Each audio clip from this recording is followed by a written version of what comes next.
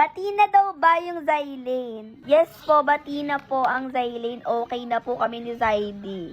So, ayun nga mga kapatid, okay na nga po kami ni Zydy. Dahil lang naman yan kay Ate Sashna. Kung hindi pa po kayo nanonood dito sa YT ni Ate Sashna, ang aming sister for a day. So, ayan dyan po yung tayo na pinagbati kami ni Ate Sashna. Kaya naman sobrang thankful talaga namin kay Ate Sashna dahil nga siya yung dahilan kung bakit nagbati ang Zylene. Ayun mga kapatid, alam niyo ba sobrang daming ganap dito sa Sister for a Day ni Ate Sashna. Kasi nga mga kapatid, dapat talaga yon yung Sister for a Day na yan is dapat si Shalane lang yan, tas ako, tas Ate Sashna. Kaso etong Yani just nagpaawa naman. Kaya naman nasali sa Sister for a Day namin para manggulo at magpaawa kay Ate Sashna, 'di ba? Alam niyo nung una maawa na sana sa kanya si Ate Sashna. Kaya ni Juts kaso nga lang nakita yung tunay niyang ugali.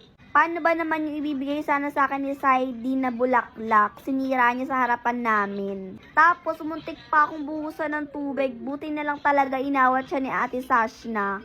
O diba, kakapaawa mo na yan. Nakita na ni Ate Sashna yung tunay mong ugali. Tapos, sasabihin mo pa yung ugali namin, dinadala namin mismo sa bahay ni Ate Sashna. Ikaw nga tong dinadala yung masama mong ugali eh. Tignan mo pati si Ate Sashna, pinalayas ka mismo sa bahay niya.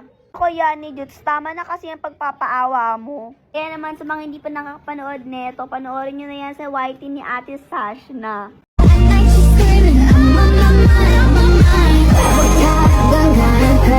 Don't need no one to tell me how to